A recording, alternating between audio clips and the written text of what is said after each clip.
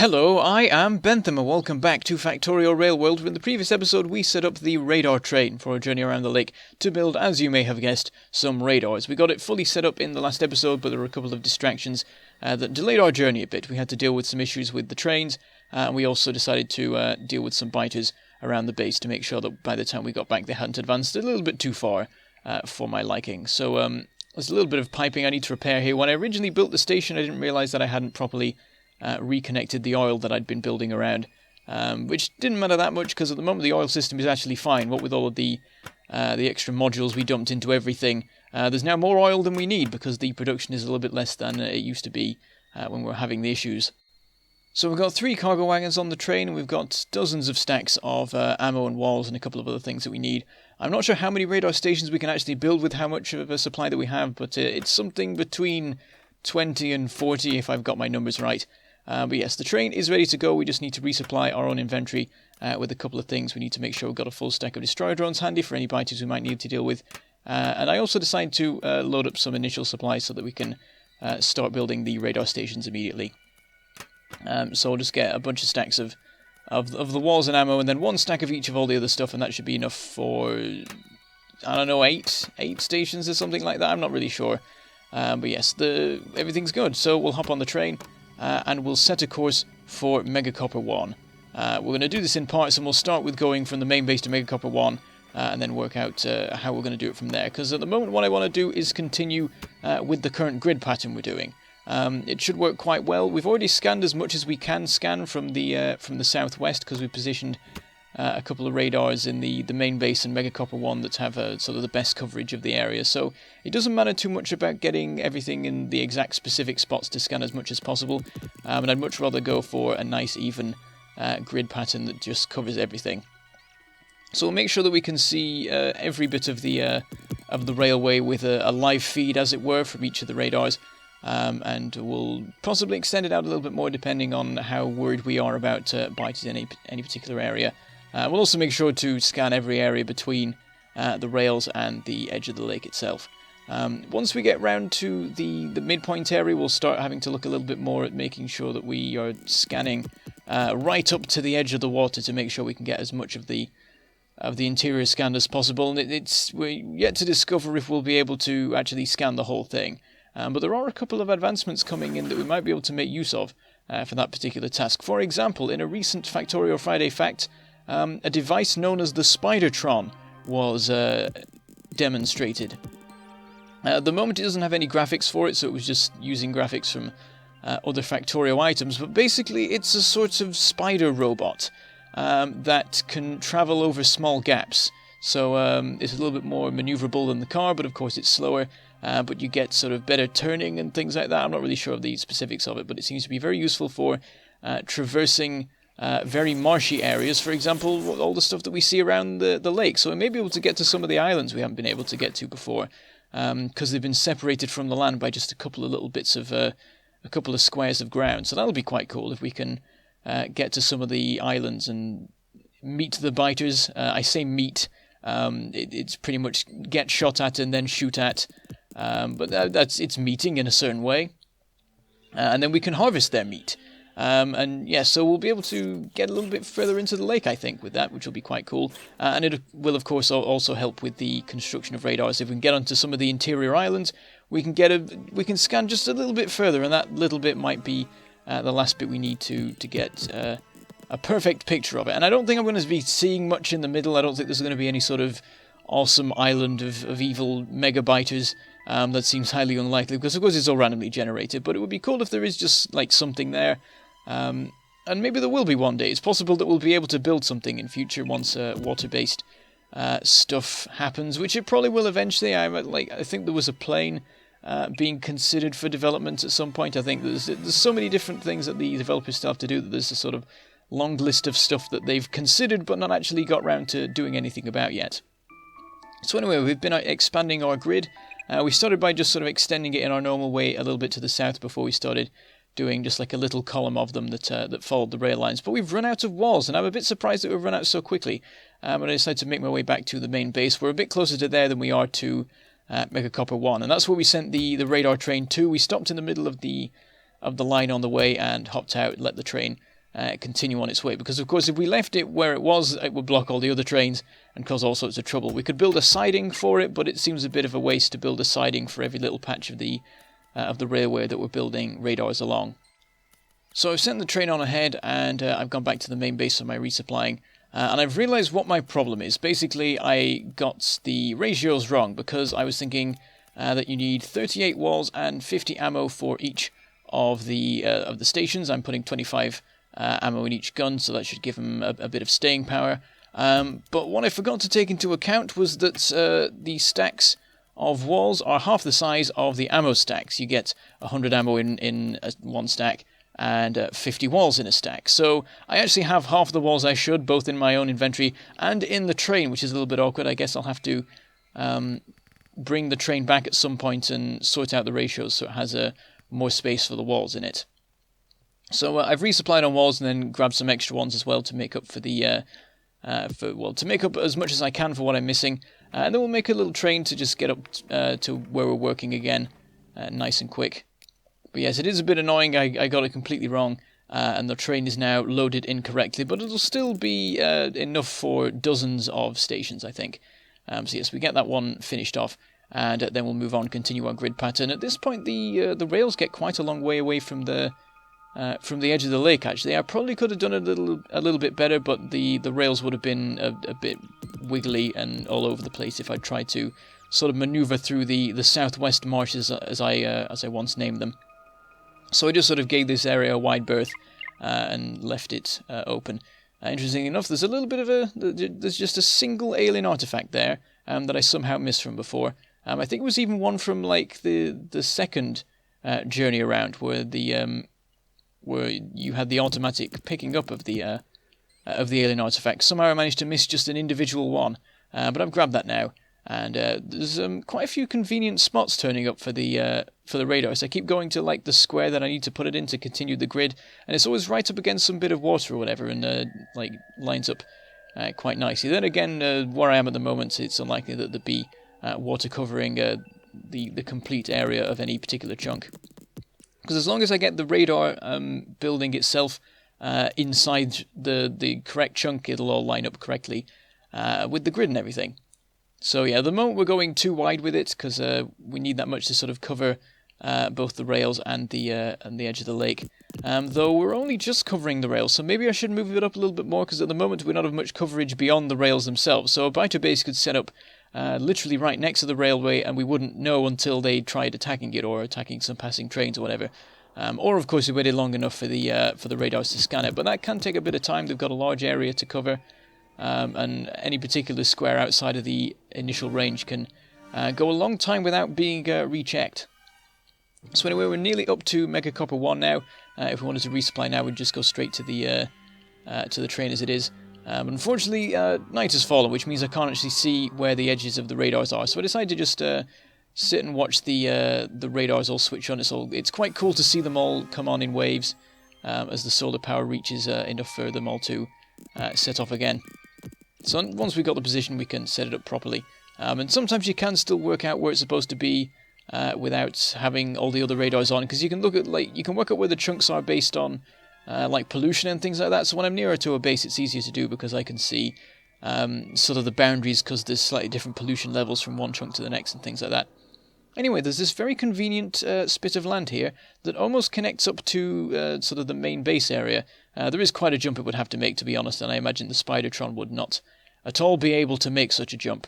But if the land had generated just a little bit differently, there'd be quite a bit of the journey cut out. We could just cut straight across through this area and get some Megacopper 1 in maybe even half the time, depending on just how much rail we could cut out from it.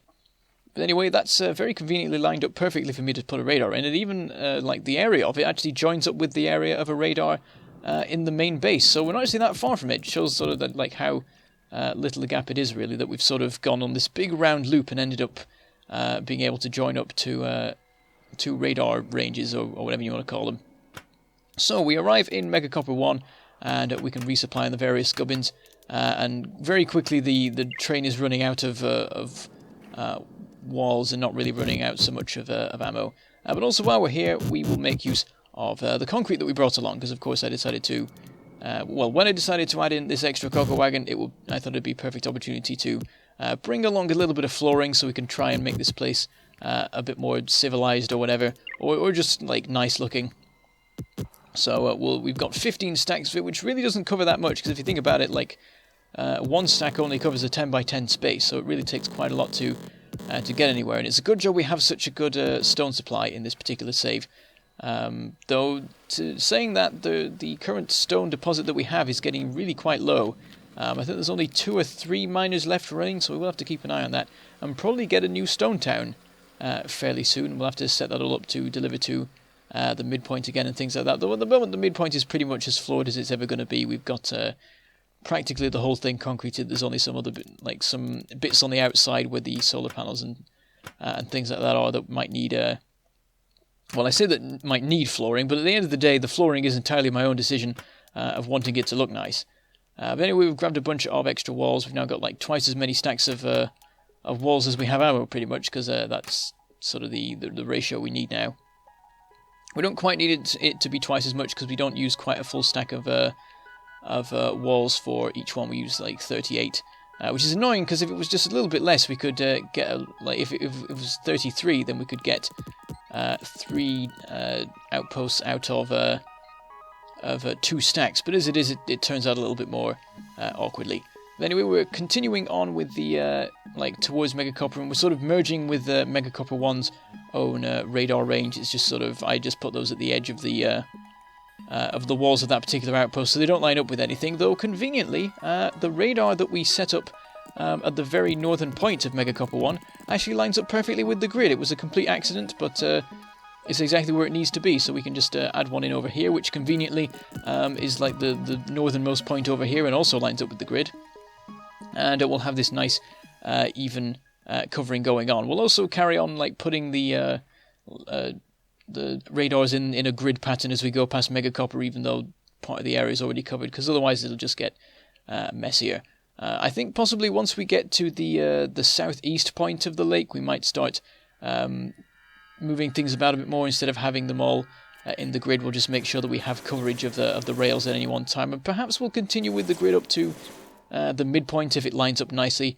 But we'll work that out once we've got a bit more of an idea of the lay of the land. So back over here, I decide to deal with some of the biter bases. I'm going to push them back a little bit and then push the radar line out just a little bit more. We'll have it 2 wide running along past Megacopper 1 rather than 1, which should give us a very nice cushion against any biter attacks. If any biters did want to launch any attacks on Megacopper, we'd know about it well in advance. They'd probably have to build a base within the new radar range that we'll have in order to be close enough to launch an attack, or I guess be inside pollution range, but then that's probably never going to happen, what with all the efficiency modules, all the trees and such, as well as just the distance preventing the pollution from reaching the guys up here. So yes, these have lived a peaceful life and not worried about any pollution from me, but I guess they have been sort of spawning more dangerous biters, but like in anticipation of me arriving. So I don't know, that's a reason to blow them up or something, maybe. But yes, once we clear all these, there should be no biters within the expanded radar range. So if a biter base does appear inside the main radar coverage, we will know that they're trying to push forward and take out Megacopper 1. Or maybe just inhabit the area near it and exist close to it or something. But yes, we've got plenty of destroyer drones handy to deal with these. We go through most of the full stack to get through everything, but we've managed to do it fairly comfortably. There's a couple of times, as they usually are, where we go a little bit close to losing our shields because we get a little bit too arrogant, or whatever you want to call it, about our firepower. But when that happens, we can just spam more bots and we'll probably be fine. There's a particularly big one here, but this one went alright. All of these are old bases, so there are no behemoth biters or spitters unless we give them enough time to spawn them. So as long as we run in fast and just blow them up as quickly as possible, we won't have to deal with anything particularly dangerous. Though, of course, there is always the danger of if we run into the middle but then take a little bit too long to deal with them, then we're in the middle of a base that's spawning behemoths at us very rapidly. So another one here. This one goes okay. We managed to sort of... It's one of the long ones, which are always my favourites, because you can just attack them one bit at a time. And yes, we once again have many hundreds upon hundreds of alien artifacts to gather. And it's getting to the point now where we nearly have 2 full steel chests of it, which is really quite ridiculous. I think even if you modded the signs to take like twice as much in the way of materials, there'd probably still be enough alien artifacts handy to get all the research done, which just shows how much horrific destruction we have wrought upon this world, really. It's quite sad when you think of it in that way. Many biters have fallen to my shotgun shells, but probably more to my drones, to be honest. The drones are a lot better at this than I am, and I'm just here to sort of point them in the right direction a lot of the time, and absorb some hits. So there we go, we got it pretty much cleared up. I decided to deal with, well, I was going to go deal with that base, but then I changed my mind at the last minute and ended up aggroing them and then running away again, so we clear out those. And we've got a nice open clear area to put all our radars in. So we'll make our way back over to the Megacopper base. Megacopper 1. I was acting like there was more than one, but it is the only Megacopper base, and it will be for a very long time. And it's still not even sort of in its main phase of production. In sort of what I've imagined it's supposed to do. Like, it's supposed to have that central bit cleared out so that we can have a two-way rail line running through the middle of it, which was always going to take a very, very long time to do. But we're getting there at this point. I think there's only like half the miners left, so we're getting closer to the point where we can start thinking about that. Because, of course, the remaining miners have less to mine than they originally had as well. So we're most of the way through getting that cleared out, and I've sort of put priority to that particular column of the mining to make sure it gets done quickly. But once that's in place, we'll be able to move a lot of the station stuff up and make things a little bit neater and less awkward. We can get rid of the chain signals that we've got in place. Not that there's anything wrong with those, but I prefer it if the system doesn't have to rely on chain signals in the first place. But yes, we'll get that cleared out, and we'll have room to put in multiple stations for the copper train, so we don't have them sort of clogging up the line. Because another thing is that at the moment a lot of them are queuing up to get into the station, and they're blocking other trains that are just trying to get past and move on to the midpoint and things like that. So the sooner we can get that done, the better for anti-congestion stuff. The worse for congestion is a better way to say that phrase. But yes, we'll continue putting in our radar stations. This one is right outside Megacopper itself, and indeed right next to another radar, but it makes sure that we don't have any sort of gaps in our line, and we can keep with the grid for now. Though once again night has fallen, and we've lost track of where the edges of the radars are, but it doesn't take too long for the sun to rise and everything to re-engage. And once again we've lined up perfectly with the edge of the water here, which is nice. So we'll get that one in position. I think we might do one more to the north, to the south of this even. I don't know why I said north. It's just like to the away of the waterness or something. Rimwards, if you're speaking in Discworld terms. I guess you could call it something like that. To shorewards? No, that wouldn't make sense, because the shore is towards the lake for where we are. Anyway, that one's in place, and we will make our way back to Megacopper 1 to do a couple of bits of maintenance. As always, there will be miners to clear out, because we're always getting through this. With this supplying like the entirety of all copper ore for everything we've ever built, it burns through the miners quite quickly. Well, actually, I think there's none at the moment, because we did do a quick bit of maintenance just a few minutes ago to make sure everything... Oh no, there's another one. There's one more miner that's run out. But yeah, we're about halfway through that, and once that's done, we'll have a lot more space to put our rails in, and we'll be able to get a nice large-scale station going on, more like what we have back in the main base, so we can have multiple trains. Maybe even a queuing zone, so that even if 3 trains are in place, everything else can still get past, or something like that. But yes, we'll sort ourselves out with the train again. We've ended up dumping quite a lot of materials into the rear cargo wagon, to the point where it's now full. We've filled it up with wood and alien artifacts, and even a couple of bits from our own inventory, because I actually realised that for, like, who knows how long, I've actually had 2 stacks of construction bots in my inventory.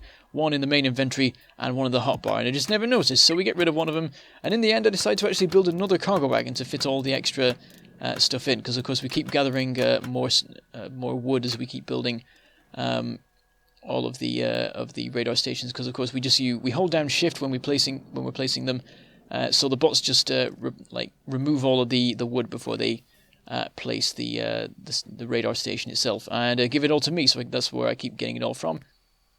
But yes, next episode we will continue on to the midpoint and see where we go from there. So after a bit of inspection, I shall say goodbye. Thank you for watching, and I shall see you next time.